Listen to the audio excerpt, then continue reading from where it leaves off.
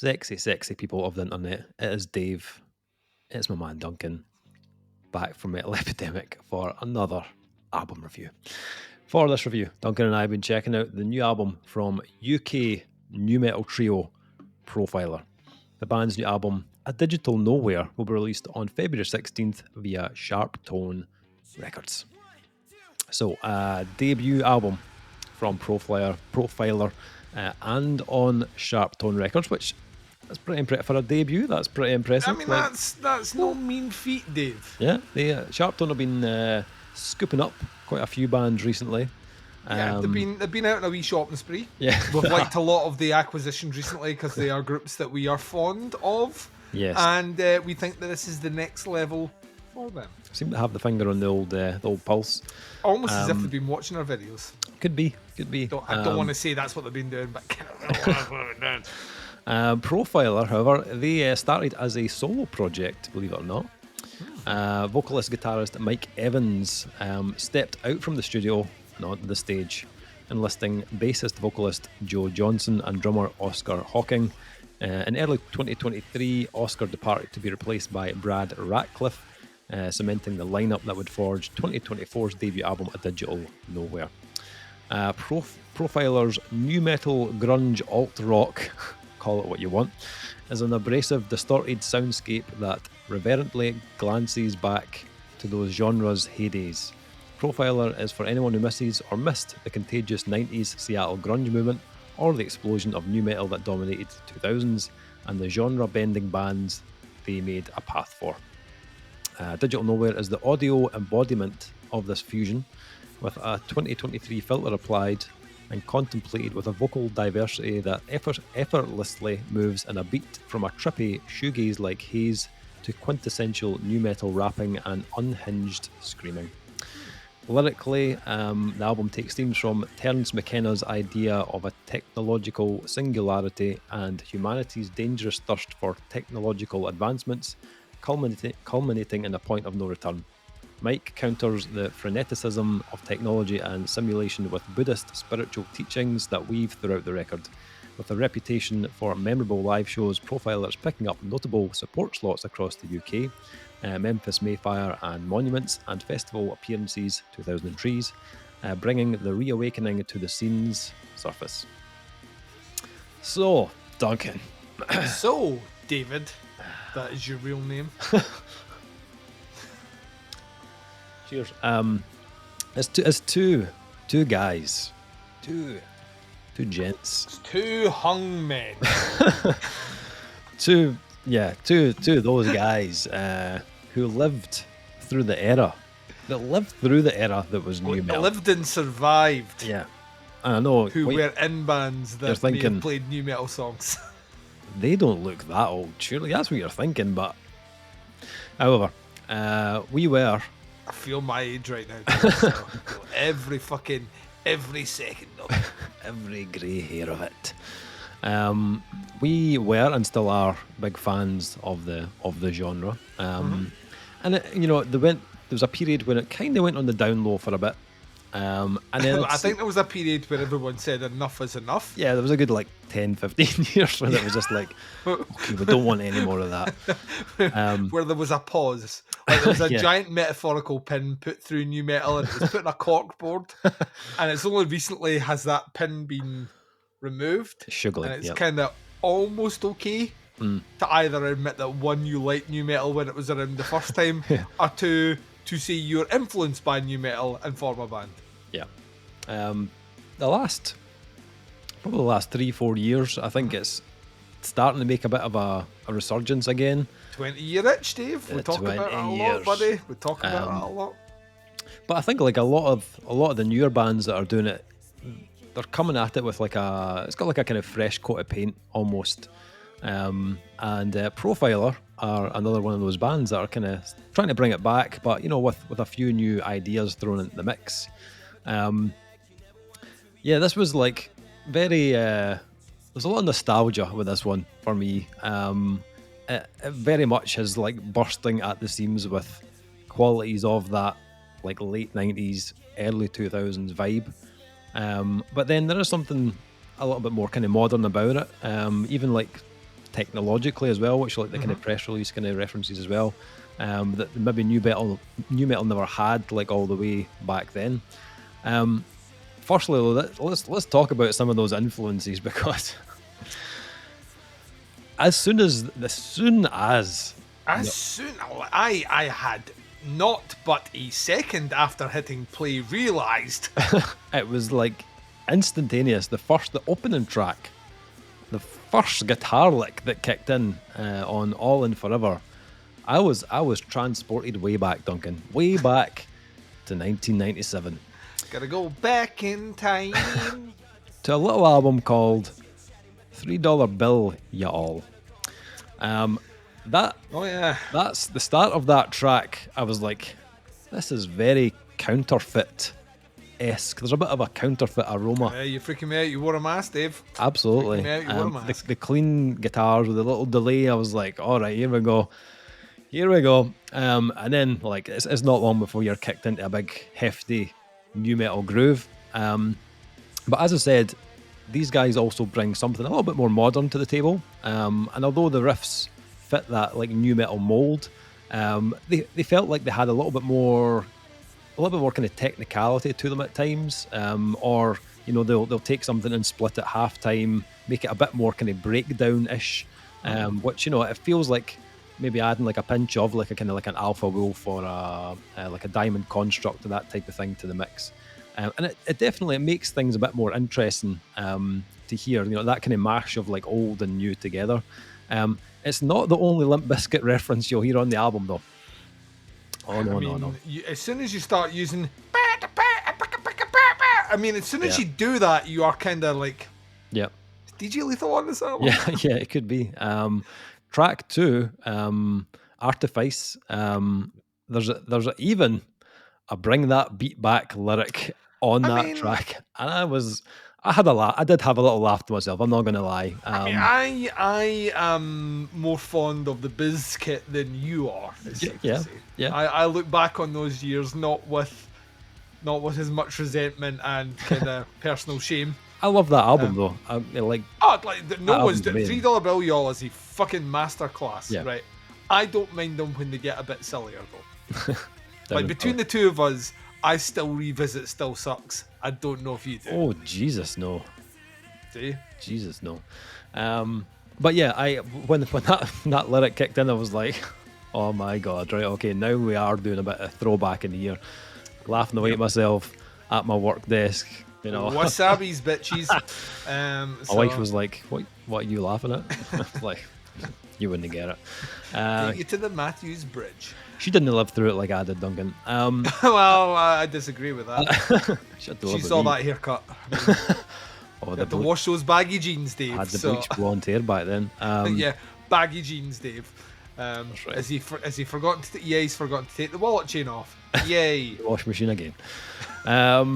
Yeah, that second track again, full of bounce, full of groove, and they're very good at that. There's obviously the little bit of DJ Lethal, Bring It On in there as well. And yeah, to be honest, I was kind of enjoying the little stroll down memory lane on this one. The other thing that I really liked about this was the production on it is very up to date, and it's thick, like very, very thick. Those guitars are way heavier than anything you'd hear on like the majority of new metal albums back, like 20 years back. Big snappy snare tone on it as well, which just like cuts through everything. Love that. And again, it kind of feeds into this being a bit more fresh in places. And the production is definitely one of the places on this album that feels a bit more up to date.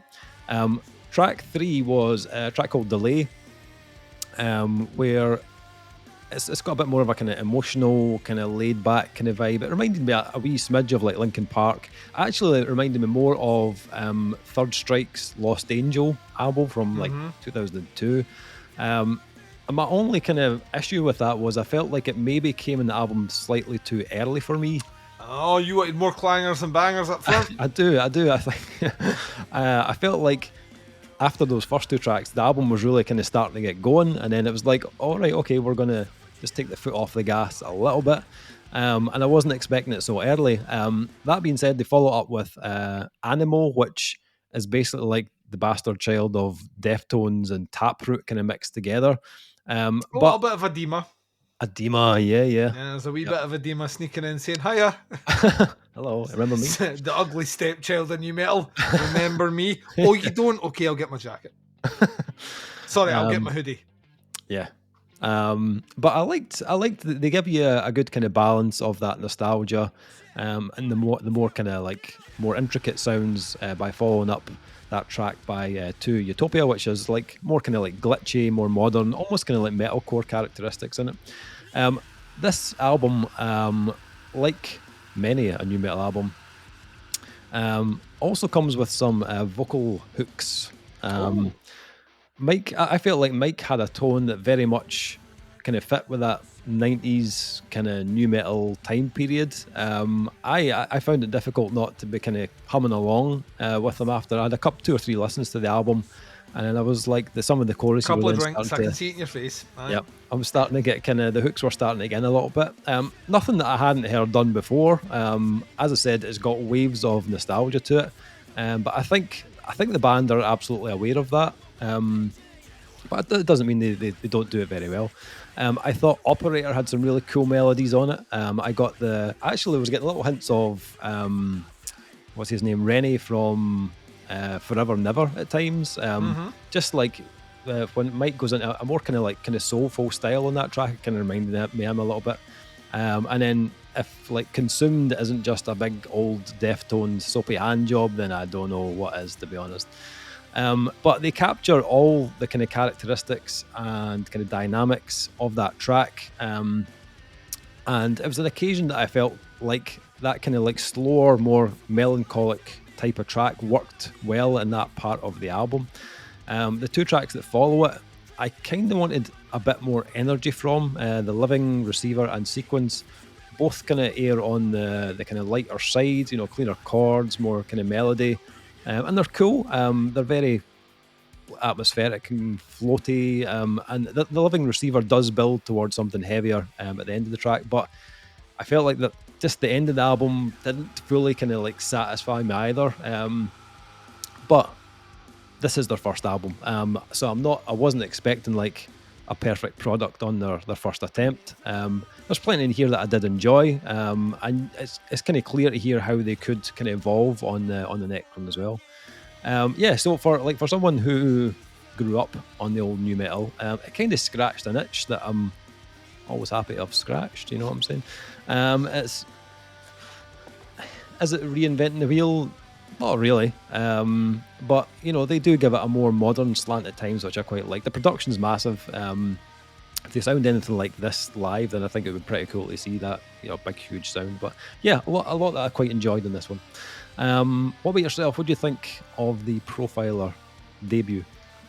So we spoke about this a little bit off air, and my initial comments may have surprised you a little bit. In that I was coming out of this one a little bit negative. And Dave's like, this album? Like, but you are Mr. New Metal. Yeah. And I'm kind of a little bit. Maybe just a little bit more than a little bit. I get what they're doing here. And I think a lot of it does work. I think it stumbles into a couple of big issues for me. The first one, and they kind of covered it in the press statement, if you didn't live through this era, I think some of this probably does come across as a little bit fresher than it actually is. You mentioned a laundry list of bands there. I could name more bands that it reminded me of. And the problem with, it's kind of like in a movie when, like, if you're watching, horror's my genre, but if I'm watching a horror movie and on the, like, Scream is a great example. If you're watching Scream, and in the middle of Scream, they're all watching Halloween, and Halloween's a better movie. I'm kind of like, why are you showing a better movie within your movie?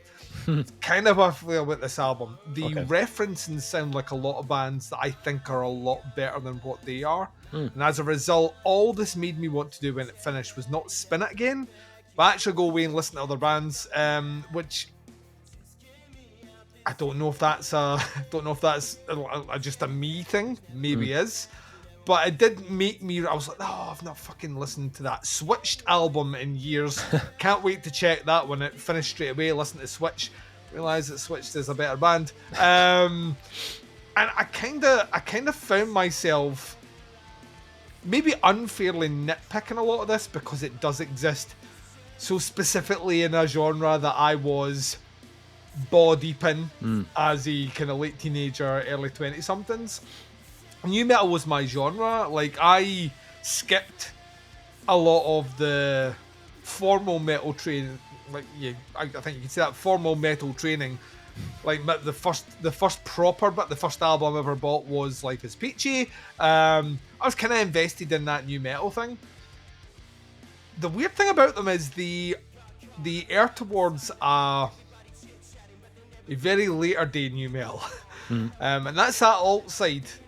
And that's that side of new metal that I started like when like you pick up an album and you an Edema album, for example, and you get about 3 songs in it and you kind of look at it and go, what are we doing here? You know, like, is this still metal? I don't know. I love the guitar tone on this. I think the guitar tone is super thick. It takes a little bit of that, you mentioned kind of a little bit of metalcore, but there's a big old swath of the gent without it being too digitally and too fucked with. I think the production tightness around the drums and the string work over the top is really cool. I love the glitchy stuff they do as well. I think it's done in a way which doesn't sound too artificial, but you can clearly tell there's some fuckery in it. Even the deck stuff, which to be honest is the most uninspired deck stuff that I've done. They might as well just had a keyboard with a sound that went and then just went. It's not great. It's not really well done, but there's only 3 of them in the band, so I would argue again it's easier than learning decks. That's fine. It's not overused as well. There could be a level of immaturity for bands that just be like, it needs to be in every fucking song. And I get wearing your influences in your sleeves. I have a problem with the vocals on this one, and it's the thing that drew me out the most. I think his screaming tone is fucking great. I think his rapping tone is really, really, really good. I think some of his melody is okay, but they have a tendency to put an effect. It's almost like a kind of delay or a slight delay distortion over his melody vocals. Now, I will stress, Deftones on the Mount Rushmore of bands for me. And Chino went through this phase. Like, Chino went through pretty much, it was a little bit on Adrenaline. Around the Fur, it's still kind of there. White Pony through to, what we're saying here? White Pony through to maybe Saturday Night Wrist, maybe the album after that. Like, you went through No, My Voice Needs to Be through 7FX and all the rest, and we bore witness to them live on that, and it doesn't work. UK metal bands did this a lot in the late 90s and early 2000s. It was almost as if they weren't confident enough that their melody would sound fine, so there was always a tendency to add a little bit of something, a little effect, or like a little bit of work, a little bit post-treatment on there, just to make it sound like... I found it very off-putting, very, very, very off-putting, and it's on almost all the melody here. And it's a shame because he's not out, he doesn't have a bum note. But I hear that and I don't know what it aids at all. I don't know who it benefits. I don't know what it adds. You've got your harsh tone, you've got your rap that doesn't have that effect on it, and then whenever we kick into melody, there's a veneer over it, like an Instagram filter, that just pulls me out every time I hear it. Right. And it got more prominent as the album went on, as the album became more melodic. I'm with you. I don't understand the 2 closing tracks. I think there's a missed opportunity. If you're gonna evoke the new metal, go fucking weird on the last track. That was every band had that. Fucking 3 minutes of silence and then a weird fucking thing. Let's get Cheech and Chong in there. Like, I don't like bagpipes. Like that's. They give you a kind of a very melancholic 1-2 punch to close the album. When the album has had up into that part, like, you listen to the close of Zero, it's just like boo da ba ba boo da. It's fucking huge chunky guitars, and I kind of feel like there's a... Don't know if it's like we're trying to keep it 50-50 or we're trying to front load the album. New metal bands did that, they front load them with all the singles. But it became a distraction. And I don't know if I know what Profiler sound like. Right. I don't know if Profiler know what Profiler sound like. It's clear they're really interested in a particular era that I am interested in, because I hear it all the way through their stuff. Yeah. But I think the problem with doing that is that, like I said before, it ends up evoking bands that were more committed to that one style for a whole album. Or because they were around the first time around, it sounded a bit fresher. I just got a feeling by the end of this album that I had either outgrown this music, which I know I haven't, or the band don't quite know what they want to sound like yet. And as a result, there's a bit of an identity crisis on this album overall. Like, you listen to Linkin Park, even if you listen to a Linkin Park debut, that Linkin Park debut knows exactly what it wants to sound like. It's going to have big old pop hooks, it's going to have hip hop, and it's going to have screamy sections. And that's it, right? You listen to Deftones knew exactly what they wanted to sound like. By the time you get to, it's either Consumed or The Living Receiver that becomes very Deftonesy. I'm listening to that, and I've heard that done better by other bands now. Like, I listen to Loathe, and I hear all the best elements of, like, Deftones interspersed and used differently. I hear them just doing, like, a Deftonesy sound, and they're not as good at it as Deftones. And that's an issue for me. Kind of feels like they're trying to capture everything instead of focusing on one thing. I think the alt new metal sound, as its core, big old hooks, big chunky riffs for the verse, maybe a bit of rapping here or there. They'd be very, very, very good at that. I think they spread themselves too thin on the album overall. Can't dispute with you. Great production, and it gives it a kind of more. New metal came out now. There are a lot of bands that I listened to back then that would sound like this. I just don't think they're the best example of what they're trying to do. And because, like I said before, it's a genre that I really liked, I feel I am overtly critical of it. So, as a first album, I am waiting for the second. Okay. Sorry. I don't hate them. No. But enough time's moved on. That's what enough time's moved on that you need to put your own spin on it. And there's a lot of bands that are doing the new metal thing just now, and it feels like a modern version of new metal, whereas I think this is too much of a throwback and not enough of themselves. Not enough of Profiler on this album. I know what you mean. Give me more Profiler. Yeah, I can see where you're coming from. Ratings on this one from Profiler, A Digital Nowhere. Yeah, I mean, I enjoyed it for what it was. I'm not someone that kind of relentlessly goes back and listens to old new metal albums, so when this came in, I was kind of happy to hear it. It kind of gave me that nostalgia of that kind of era.